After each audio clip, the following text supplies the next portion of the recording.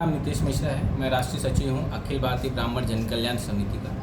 मैंने ये इसलिए बुलाई है क्योंकि मुझे यूजीसी के कुछ नियमों में बुराइयां महसूस हुई, जैसे कि यूजीसी के तहत 24/7 मॉनिटरिंग, जिससे क्या हो सकता है कि बच्चों के पढ़ाई का कंसंट्रेशन टूट सकता है। दूसरा कि बगैर किसी जानकारी, बगैर किसी आधार आपने जनरल कास्ट के लोगों को गुनहगार मान लिया, शोषण करने वाला मान लिया, जो नहीं होना चाहिए।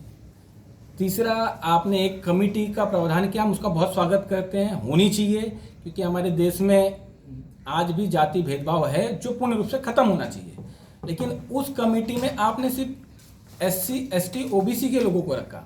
हम आपके इस नियम का पालन करने, हम आपके इस नियम का स्वागत करने को तैयार हैं, बस आप उस कमेटी में 40% लोग जनरल कास्ट के रखिए और जनरल कास्ट के बच्चों को ये अधिकार दीजिए कि वो अपनी बात कह सके।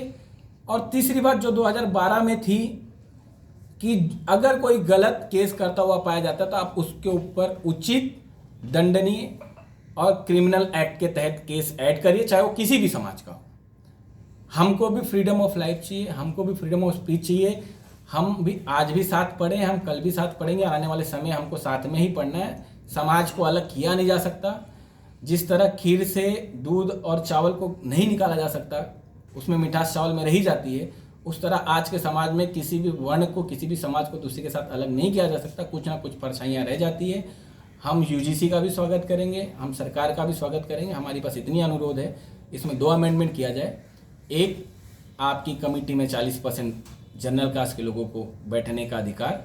दूसरा, अगर कोई गलत केस करता है तो उसके ऊपर क्रिमिनल केस के तहत नियम लागू हो और उसके ऊपर सजा का प्रावधान हो। बस इससे ज़्यादा हमें कुछ नहीं चाहिए।